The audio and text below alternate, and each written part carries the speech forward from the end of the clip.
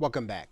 You are now looking at a portion of the Aweber website, and this is an account that is being used in order to connect with PayPal so that every purchase that is being made, you can actually designate that a person would be placed on a specific list. And all you've got to do is choose from your existing lists in Aweber.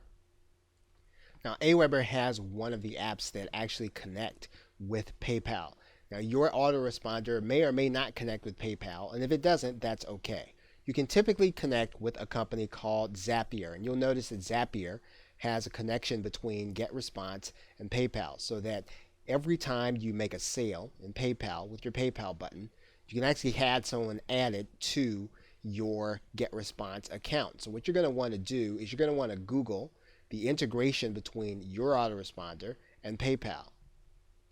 For example, you'll see here with Zapier that Constant Contact integrates with PayPal, so that once again, all you'll really need to do is you'll need to have the service Zapier, which is a third-party service, which will then connect every sale that you make in PayPal to actually put the person inside of your autoresponder.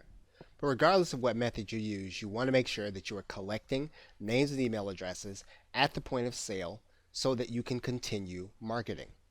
And finally, every autoresponder is going to do this differently. But if you are maintaining a prospect list, you're going to want to make sure that when someone actually makes a purchase, that you have them taken off the prospect list, especially if you are actually emailing the prospect list in order to make a purchase.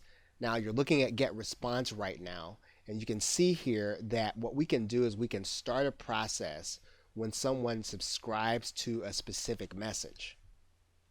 And then in GetResponse, what we can do is we can have them removed from a specific campaign. And this is what you want to do. You want to make sure that your lists are highly targeted and that they are segmented. And you start this basic segmentation this way at the point of purchase. So this is something that you're going to want to have set up to be automated inside of your autoresponder. And you can do that based on when someone actually makes a purchase. Okay, so with that, thanks, and I will see you in another video.